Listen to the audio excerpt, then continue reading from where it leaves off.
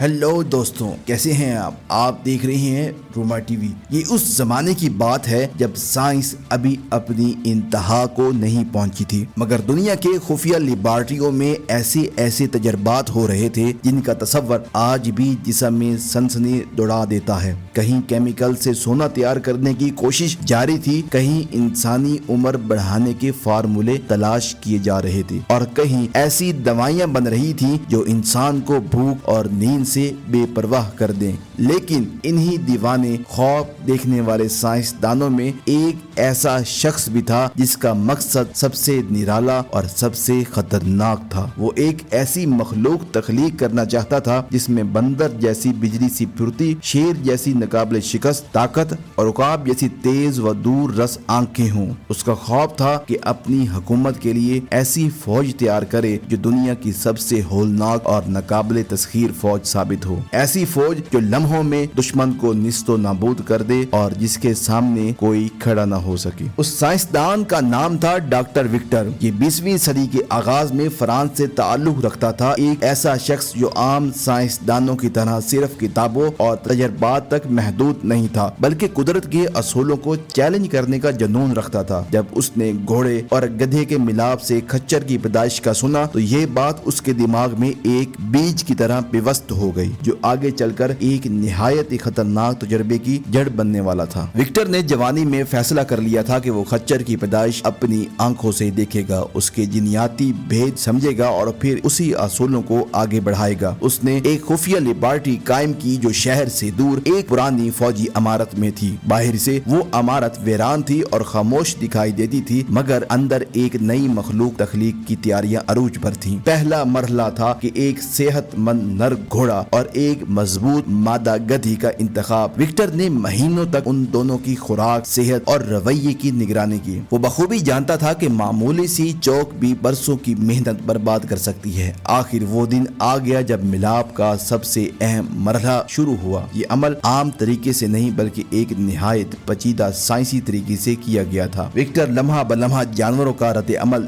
دیکھ رہا تھا اور دل ہی میں دعا کر رہا تھا کہ قدرت اس بار اس کے ساتھ ہو۔ ہفتے مہینوں میں بدل گئے اور پھر ایک دن معائنے کے دوران خبر ملی کہ مادہ گدھی حاملہ ہے۔ وکٹر کے لیے کامیابی کی پہلی سیڑھی تھی۔ 9 ماہ بعد اس دنیا میں ایک نیا جانور آیا، خچر۔ یہ مخلوق عجیب بھی تھی اور شاندار بھی، قد گھوڑے جیسا مگر کان گدھے جیسے، طاقت غیر معمولی اور برداشت سے بے مثال۔ چند ہی ہفتوں میں اس نے وہ بوجھ اٹھانا شروع کر دیا جو نہ گھوڑا آسانی سے اٹھا سکتا تھا نہ گدھا۔ وکٹر نے غور کیا، یہ جانور زیادہ ہوشیار بھی تھا، اشارے جلد سمجھ لیتا تھا اور خطرہ محسوس ہوتے ہی فوری رد عمل دیتا تھا۔ یہ تجربہ اس بات کا جیتا جاگتا ثبوت تھا کہ قدرت کے اصولوں کو موڑنا ممکن ہے، اور یہیں سے وکٹر کے ذہن میں ایک شیطانی خیال جنم لیا: اگر انسان اور بندر کو ملا دیا جائے تو کیا ہوگا؟ یہ سوچ ہی لرزا دینے والی تھی۔ وکٹر جانتا تھا کہ انسان اور چمپانزی تقریباً 98% ایک جیسے جینز رکھتے ہیں۔ اس کا مطلب تھا کہ شاید ایک نئی مخلوق وجود میں آ سکتی ہے، ایسی مخلوق جو انسان کی عقل رکھتی ہو مگر بندر کی طاقت اور برداشت بھی رکھتی ہو، ایک ایسی فوجی مخلوق جو درختوں پر چڑھ سکے، پہاڑوں پر دوڑ سکے اور دشمنوں کے لیے خوف کا دوسرا نام بن جائے۔ مگر وہ یہ بھی جانتا تھا یہ سب دنیا کے سامنے ممکن نہیں۔ مذہبی رہنما اسے فطرت میں مداخلت قرار دیں گے، حکومتیں اسے غیر انسانی ٹھہرائے گی اور عوام اسے وحشی پن سمجھیں گے۔ اس لیے اس نے فیصلہ کیا یہ منصوبہ ہمیشہ راز ہی رہے گا۔ وکٹر نے یورپ کو چھوڑ کر اپنی نظریں افریقہ پر جما لی۔ گھنے جنگلات کے بیچ پرانی فوجی چھاونی کو لیبارٹری میں بدل دیا۔ اندر بڑے بڑے جنریٹر، آہنی پنجرے اور خفیہ کمرے بنائے گئے۔ بندر کے لیے اس نے چمپانزی کا انتخاب کیا جس کی ذہانت اور طاقت دونوں ہی